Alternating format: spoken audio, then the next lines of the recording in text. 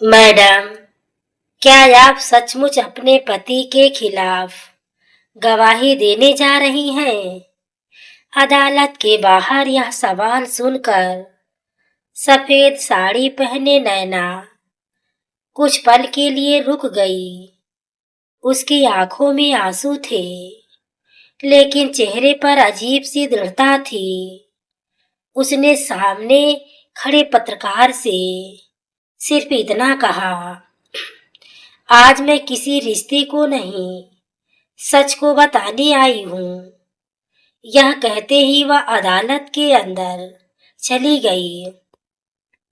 बाहर खड़े लोग समझ ही नहीं पा रहे थे कि शहर के सबसे बड़े उद्योगपति की पत्नी आखिर अपने ही पति के खिलाफ अदालत क्यों पहुंची है। ठीक 24 घंटे पहले मल्होत्रा हाउस रोशनी से जगमगा रहा था। देश विदेश से आए बड़े उद्योगपति, नेता और अधिकारी उस भव्य पार्टी में मौजूद थे। हर कोई अभिषेक मल्होत्रा की तारीफ कर रहा था। तभी रसोई का दरवाजा खुला और साधारण सूती साड़ी पहने नैना चुपचाप मेहमानों के लिए चाय लेकर बाहर आई। उसकी सादगी देखकर कुछ लोग मुस्कुरा दिए, लेकिन अगले ही पल अभिषेक की आवाज पूरे हॉल में गूंज उठी। अरे, तुम यहाँ क्या कर रही हो? मैंने कहा था ना, मेहमानों के सामने मत आया करो। तुम्हें देखकर कोई भी यही समझेगा कि तुम इस घर की नौकरानी हो। एक पल में पूरा हॉल खामोश हो गया। नैना के हाथ कांप गए। ट्रे में रखा एक कप गिरकर टूट गया। सैकड़ों निगाहें उसी पर टिक गई, लेकिन किसी ने अभिषेक को रोकने की हिम्मत नहीं की। नैना ने टूटे हुए कप के टुकड़े उठाए, अपने आंसू छिपाए और बिना कुछ कहे वापस रसोई में चली गई। उस समय किसी को अंदाजा भी नहीं था कि जिस औरत का आज सबके सामने अपमान हुआ है, वही अगले दिन अदालत में ऐसा सच बताएगी जिससे अभिषेक की वर्षों से बनाई गई इज्जत पल भर में बिखर जाएगी। रसोई में लौटते ही नैना ने टूटे हुए कप के टुकड़े समेटे और चुपचाप उन्हें कूड़ेदान में डाल दिया। उसकी आंखों से आंसू लगातार बह रहे थे, लेकिन उसने उन्हें हथेली से पोंछ दिया। तभी घर की पुरानी नौकरानी गोमती काकी उसके पास आई और बोली, बिटिया, कांच का कप टूटे तो नया आ जाता है, लेकिन इंसान का आत्मसम्मान टूट जाए तो उसे जोड़ने में बरसों लग जाते हैं। यह सुनते ही नैना ने गहरी सांस ली और पहली बार महसूस किया कि अब चुप रहना कमजोरी होगा।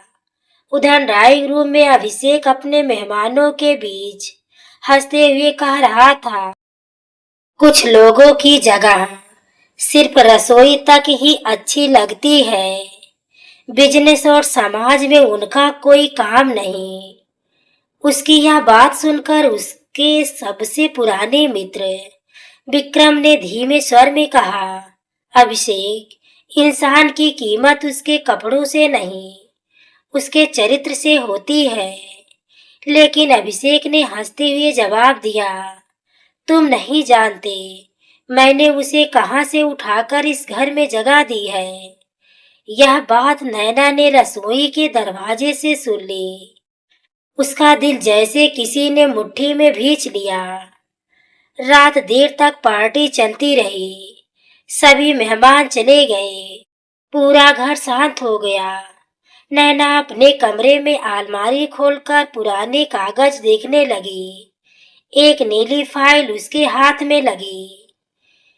उसने खोला, अंदर रखे दस्तावेजों को ध्यान से देखा और उसकी आंखों में पहली बार दर्द की जगह आत्मविश्वास दिखाई दिया।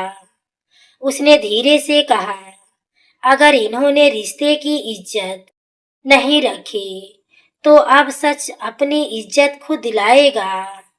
अगली सुबह अभिषेक नाश्ते की मेज पर बैठा अखबार पढ़ रहा था। उसे लगा कि नैना हमेशा की तरह चुपचाप चाय लेकर आएगी, लेकिन इस बार ऐसा नहीं हुआ।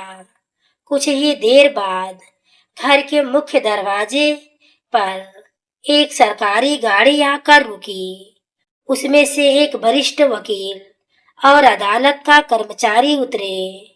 उन्होंने दरवाजे पर खड़े होकर पूछा, क्या श्री अभिषेक मल्होत्रा यहीं रहते हैं? हमें अदालत की ओर से कुछ महत्वपूर्ण दस्तावेज देने हैं। अभिषेक मुस्कुराते हुए आगे बढ़ा, लेकिन जैसे ही उसने लिफाफा खोला, उसके चेहरे का रंग उड़ गया। उस नोटिस पर सबसे ऊपर एक नाम लिखा था, वादी नैना मल्होत्रा। कमरे में सन्नाटा छा गया और पहली बार अभिषेक को एहसास हुआ कि जिस पत्नी को उसने सबके सामने अपमानित किया था, उसने अब चुप रहने के बजाय सच का रास्ता चुन लिया है। अदालत का कमरा लोगों से भरा हुआ था। शहर के बड़े उद्योगपति अभिषेक मल्होत्रा के खिलाफ उसकी अपनी पत्नी नैना ने मामला दर्ज कराया है। यह खबर पूरे शहर में फैल चुकी थी। पत्रकार, वकील और तमाशा देखने आए। लोग एक एक सीट पर बैठे थे। अभिषेक पूरे आत्मविश्वास के साथ अपने महंगे सूट में अदालत पहुंचा। उसे पूरा भरोसा था कि नैना उसके सामने एक शब्द भी नहीं बोल पाएगी। उसने मुस्कुराकर अपने वकील से कहा, यह सब गुस्से में किया गया नाटक है। 2 सवाल पूछते ही खुद केस वापस ले लेगी। कुछ ही देर बाद नैना अदालत में दाखिल हुई। उसके चेहरे पर ना गुस्सा था, ना डर।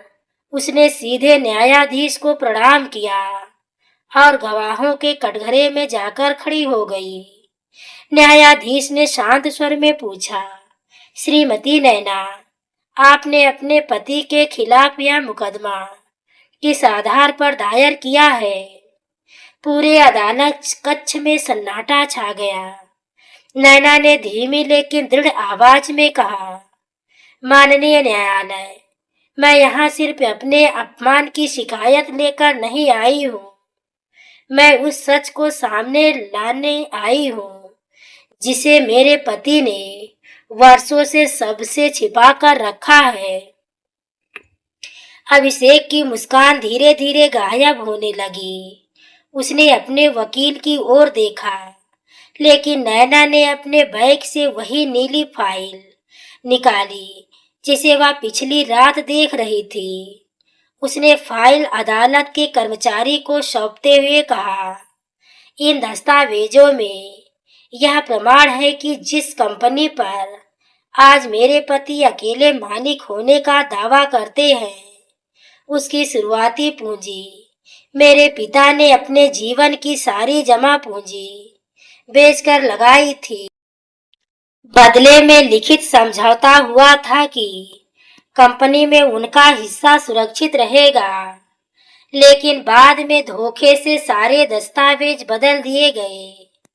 यह सुनते ही पूरी अदालत कक्ष में हलचल मच गई। अभिषेक अचानक अपनी सीट से खड़ा हो गया और ऊंची आवाज में बोला, यह झूठ है, यह सब मुझे बदनाम करने की साजिश है। लेकिन तभी न्यायाधीश ने मेज पर हथौड़ा मारते हुए कहा, अदालत में ऊंची आवाज नहीं, सबूत बोलते हैं। पहले दस्तावेजों की जांच होने दीजिए। अभिषेक के माथे पर पसीने की बूंदें चमकने लगी।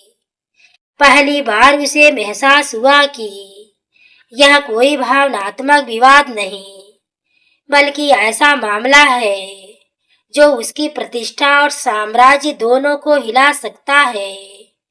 उसी समय अदालत के कर्मचारी ने न्यायाधीश के हाथ में एक और सील बंद लिफाफा रखा और कहा, माननीय न्यायाधीश, यह दस्तावेज अभी अभी रजिस्ट्री कार्यालय से प्राप्त हुए हैं। न्यायाधीश ने जैसे ही लिफाफा खोला, उनके चेहरे के भाव बदल गए। उन्होंने गंभीर नजर से अभिषेक की ओर देखा और कहा, श्री अभिषेक मल्होत्रा, लगता है यह मामला आपकी सोच से कहीं अधिक गंभीर है। इतना सुनते ही पूरे अदालत कक्ष में सन्नाटा छा गया। अदालत में ऐसा सन्नाटा था कि लोगों की सांसों की आवाज तक सुनाई दे रही थी। न्यायाधीश ने रजिस्ट्री कार्यालय से आए दस्तावेजों को ध्यान से पढ़ा, फिर अपनी नजरें उठाकर अभिषेक की ओर देखा।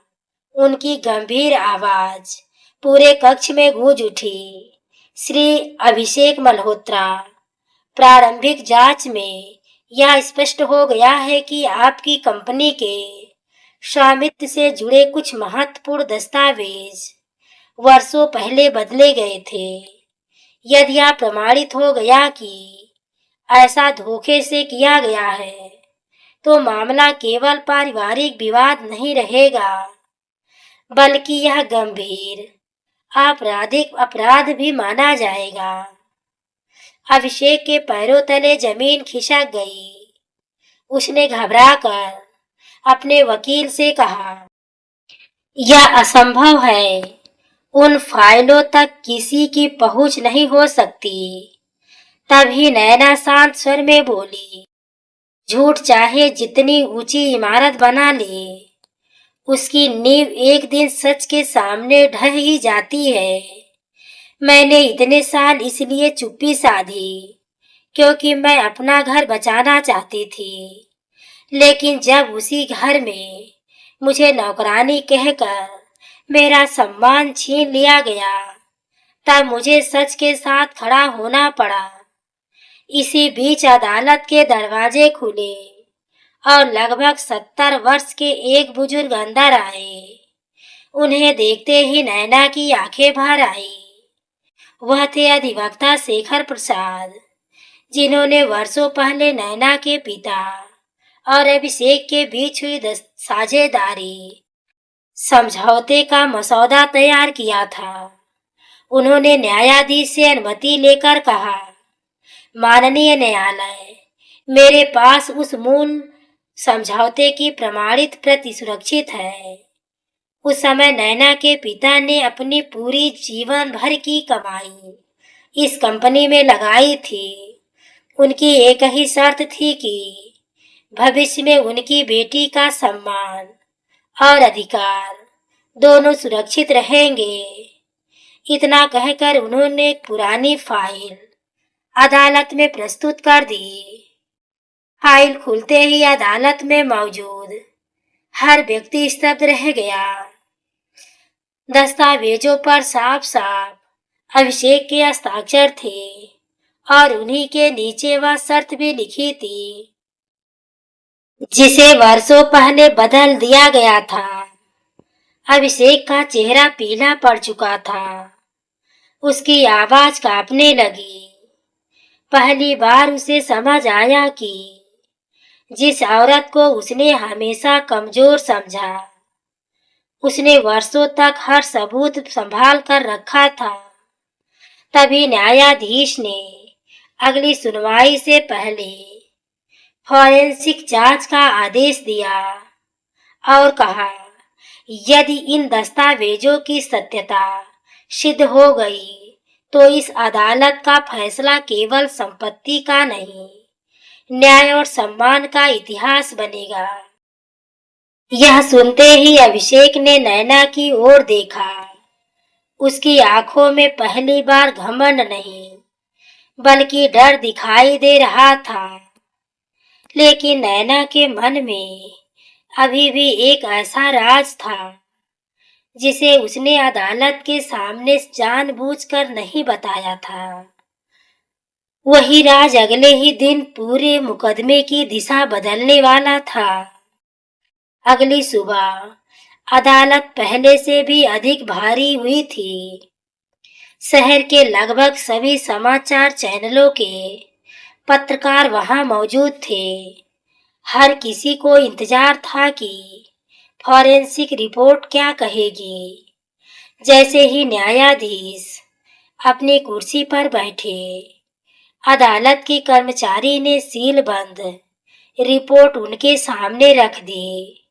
कुछ मिनट तक रिपोर्ट पढ़ने के बाद न्यायाधीश ने गंभीर स्वर में कहा, फॉरेंसिक जांच से यह सिद्ध होता है कि मूल दस्तावेजों में अवैध रूप से परिवर्तन किए गए थे। प्रस्तुत की गई पुरानी प्रति ही वास्तविक है। इतना सुनते ही पूरी अदालत कक्ष में हलचल मच गई। अभिषेक की आंखों से आत्मविश्वास पूरी तरह गायब हो चुका था।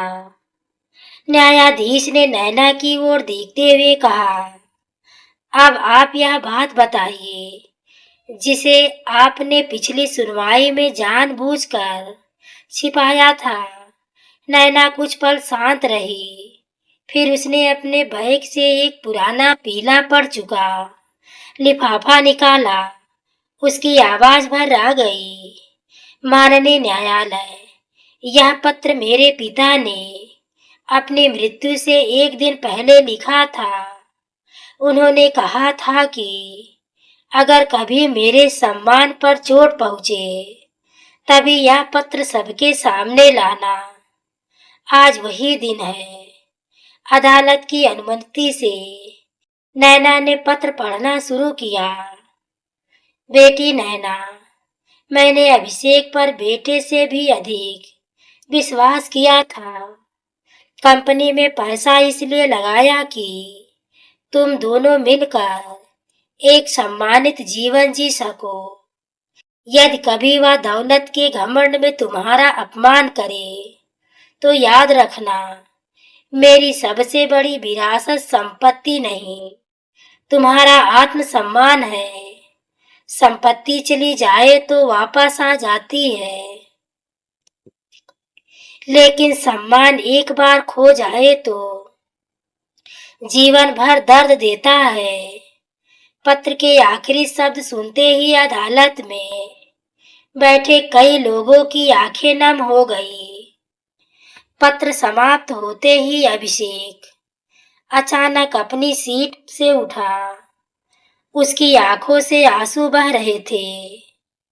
कांपती आवाज में वह बोला, नैना, मैंने सिर्फ तुम्हारा नहीं, उस इंसान का भी विश्वास तोड़ा जिसने मुझे बेटे से बढ़कर माना था। मैं अपनी सफलता के घमंड में इतना अंधा हो गया कि यह भूल गया कि मेरी हर उपलब्धि के पीछे तुम्हारा और तुम्हारे पिता का त्याग था। आज मैं अदालत से पहले तुमसे क्षमा मांगता हूँ। अगर संभव हो तो मुझे मेरी गलती सुधारने का एक अवसर दे दो। पूरा अदालत कक्ष भावुक हो उठा, लेकिन नैना ने तुरंत कोई उत्तर नहीं दिया। उसने शांत स्वर में कहा, क्षमा मांगना आसान है, लेकिन विश्वास दोबारा कमाना सबसे कठिन काम होता है। फैसला अब केवल अदालत नहीं करेगी, तुम्हारे कर्म भी करेंगे। यह सुनकर न्यायाधीश ने अगली और अंतिम सुनवाई की तारीख घोषित कर दी। अब सबकी निगाहें अंतिम फैसले पर थी। क्या नैना अभिषेक को माफ करेगी या यह रिश्ता हमेशा के लिए टूट जाएगा? अंतिम सुनवाई का दिन आ गया। अदालत के बाहर लोगों की भीड़ पहले से कहीं ज्यादा थी। हर किसी के मन में एक ही सवाल था, क्या शहर के सबसे बड़े उद्योगपति को उसके घमंड की सजा मिलेगी या उसकी पत्नी उसे एक और मौका देगी? अदालत की कार्यवाही शुरू होते ही न्यायाधीश ने दोनों पक्षों को अंतिम बार अपनी बात रखने का अवसर दिया। अभिषेक धीरे धीरे खड़ा हुआ। आज उसके चेहरे पर ना अहंकार था, ना दौलत का घमंड। उसने कांपती आवाज में कहा, माननीय न्यायालय, मैंने कानून से भी बड़ी गलती अपने रिश्ते के साथ की है। जिस स्त्री ने मेरे संघर्ष के दिनों में मेरा साथ दिया, उसी का मैंने सबसे अधिक अपमान किया। आज मैं अपनी पत्नी से नहीं, हर उस स्त्री से क्षमा मांगता हूँ जिसका सम्मान किसी ने अपने अहंकार में ठेस पहुंचाई। मैं अदालत के सामने लिखित रूप में यह स्वीकार करता हूँ कि कंपनी में नैना और उसके दिवंगत पिता का जो अधिकार है वह उन्हें तुरंत लौटाया जाए। यह सुनते ही अदालत में बैठे लोगों के बीच हलचल मच गई। न्यायाधीश ने नैना की ओर देखा और पूछा, क्या आप कुछ कहना चाहेंगी? नैना कुछ क्षण तक शांत रही। फिर उसने धीमी लेकिन दृढ़ स्वर में कहा, माननीय न्यायालय, मैं बदला लेने नहीं आई थी। मैं केवल यह साबित करना चाहती थी कि पत्नी कोई नौकरानी नहीं होती। वह घर की वह नींव होती है जिस पर पूरे परिवार की इमारत खड़ी रहती है। यदि उसका सम्मान छीन जाए तो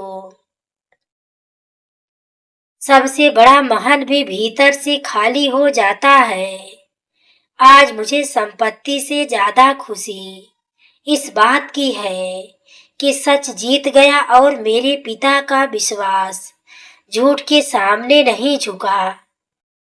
न्यायाधीश ने अपना फैसला सुनाते हुए कहा, अदालत फॉरेंसिक रिपोर्ट और प्रस्तुत साक्ष्यों के आधार पर नैना के अधिकारों को मान्यता देती है। कंपनी में उनका वैधानिक हिस्सा तत्काल बहाल किया जाए। साथ ही दस्तावेजों में की गई अवैध हेरफेर की कानूनी कार्यवाही अलग से जारी रहेगी। यह अदालत स्पष्ट करती है कि किसी भी रिश्ते के सम्मान सबसे बड़ा अधिकार है जिसे कोई भी व्यक्ति छीन नहीं सकता। फैसले के साथ ही अदालत तालियों की गूंज से भर उठी। कार्यवाही समाप्त होने के बाद अभिषेक नैना के सामने आया। उसकी आंखों से आंसू बह रहे थे। उसने सबके सामने हाथ जोड़कर कहा, आज से मैं तुम्हें अपनी पत्नी कहने का अधिकार तभी रखूंगा जब हर दिन अपने व्यवहार से तो उसे साबित करूंगा। नैना ने कुछ पल उसकी ओर देखा, फिर बोली, रिश्ते शब्दों से नहीं कर्मों से जुड़ते हैं। अगर तुम्हारा परिवर्तन सच्चा है तो समय ही इसका सबसे बड़ा गवाह बनेगा। इतना कहकर उसने पहली बार हल्की सी मुस्कान दी। वह मुस्कान माफी की नहीं बल्कि अपने आत्मसम्मान की जीत की थी। तो दोस्तों, इस कहानी से हमें यही शिक्षा मिली कि जिस घर में पत्नी का सम्मान होता है वहां सुख अपने आप चला आता है, लेकिन जहां उसे अपमानित किया जाता है वहां दौलत भी रिश्तों को नहीं बचा सकती। आत्मसम्मान से बड़ा कोई गहना नहीं और सत्य से बड़ी कोई ताकत नहीं। तो दोस्तों, ये रही आज की कहानी। अगर आपके दिल को छू गई हो तो वीडियो को लाइक, शेयर, हाइप करना ना भूलें। पूरी कहानी को सुनने के लिए आपको तहे दिल से धन्यवाद।